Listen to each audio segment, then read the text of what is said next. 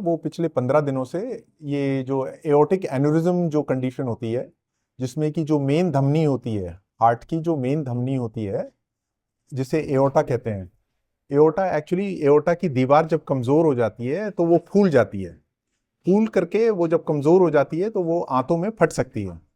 तो वही कंडीशन इनके केस में हुई थी, जिसकी वजह से जो शरीर में खून होता है वो आंतों के रास्ते, लैट्रिन के रास्ते लॉस हो रहा था।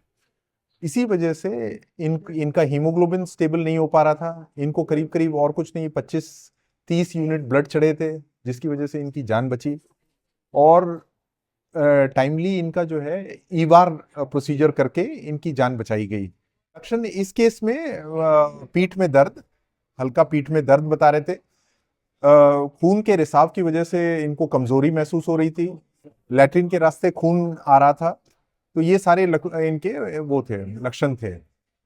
देखिए, ये सबसे पहले तो हमें ये समझना है कि इस पेशेंट में सबसे मुश्किल चीज तो पहले ये समझना था। नॉर्मली लेटरिन के रास्ते खून आ रहा हूं तो अंदाजा लगाना मुश्किल होता है कि आ क्यों रहा है।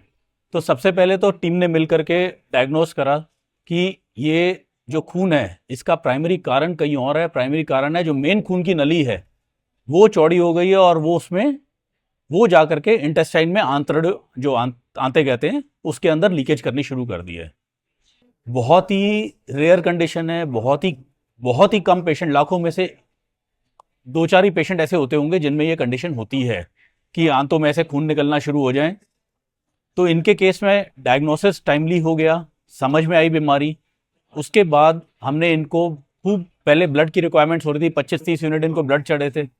हमने इनको स्टेबलाइज करा, ब्लड दे करके स्टेबलाइज करा। एक दिन पहले भी जब ये आए तो भी ब्लड चढ़ा करके दवाइयां दे के इनको थोड़ा स्टेबल करा। और फिर इनकी ये प्रोसीजर करा जिसको ईवार कहते हैं।